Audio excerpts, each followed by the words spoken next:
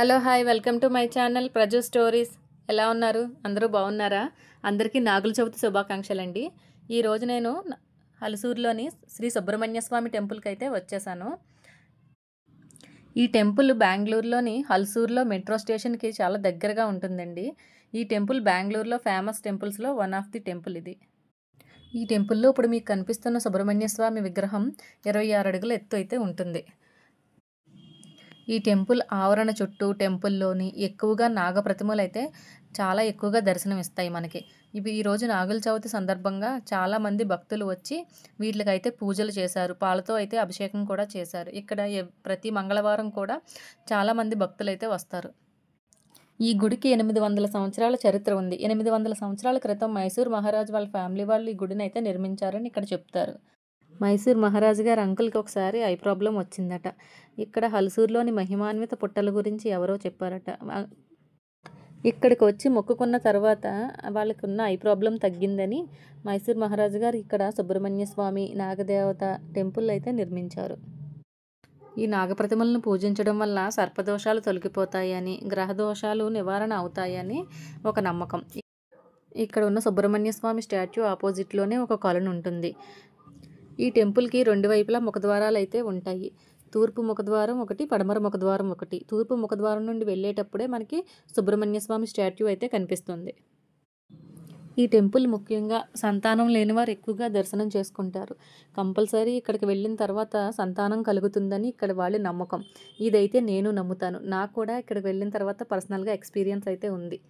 ఈ టెంపుల్కి 3 మంగళవారాలు తప్పకుండా వెళ్ళినట్లయితే రెగ్యులర్గా తప్పకుండా సంతానం కలుగుతుంది. ఇది మా ఫ్రెండ్స్లో కూడా చాలా మందికి అయితే జరిగింది.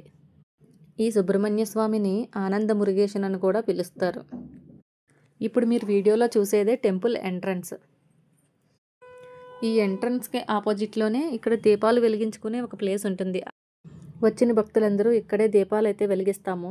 ఇక్కడే ఒక ఫోటో ఉంటుంది, సుబ్రహ్మణ్య స్వామి ఫోటో. ఈ ఫోటో ఏంటంటే గర్భగుడిలో ఉన్న సుబ్రహ్మణ్య స్వామి ఫోటోనే. ఎందుకంటే గర్భగుడిలో ఫొటోస్ వీడియోస్ ఎలా లేదు కదా, ఇక్కడే అయితే దర్శనం చేసుకోండి. ఇక్కడి నుంచి కొంచెం ముందుకు వెళ్తే నాగదేవత మండపం అయితే కనిపిస్తుంది మనకి.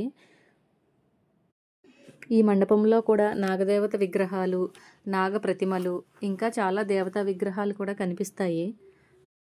ముఖ్యంగా నాగదేవత, నాగకన్య, నాగలక్ష్మి దేవతా విగ్రహాలు అయితే ఇక్కడ కనిపిస్తాయి.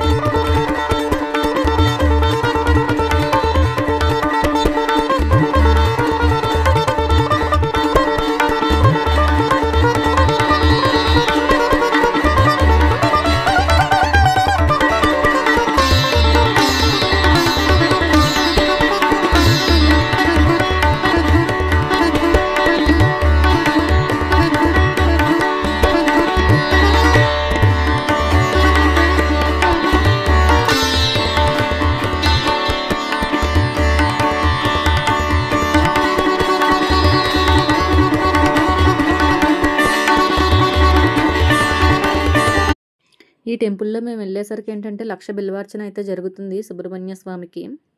అనుకోకుండా ఈ లక్ష బిల్వార్చన చూసే అదృష్టం మాకు దక్కింది. మీరు కూడా కొంచెం చూపించాను చూడండి.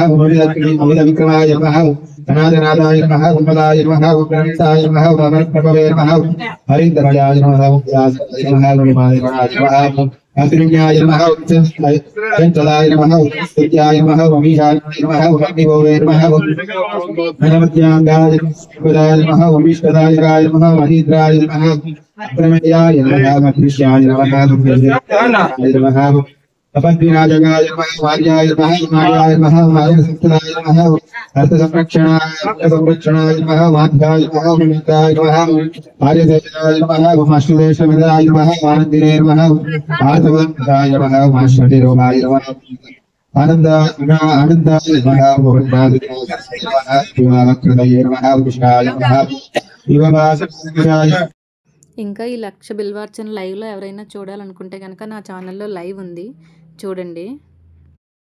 ఇప్పుడు మీరు చూసేది టెంపుల్కి ఉన్న పడమర ద్వారం అన్నమాట. ఈ పడమర ద్వారం వైపే హల్సూర్ మెట్రో స్టేషన్ అయితే ఉంటుంది. దిగిన తర్వాత 2 minutes వాకింగ్ డిస్టెన్స్లోనే ఉంటుంది ఈ టెంపుల్. ఈజీగానే రావచ్చు. ఈ పడమర ముఖద్వారం వైపు నుంచి కూడా వ్యూ ఎలా ఉంటుందో చూసేయండి. ముందుగా పడమర ముఖద్వారంకి ఎదురుగా ఏంటంటే శ్రీ మహావిష్ణువు అయితే ఉంటారు.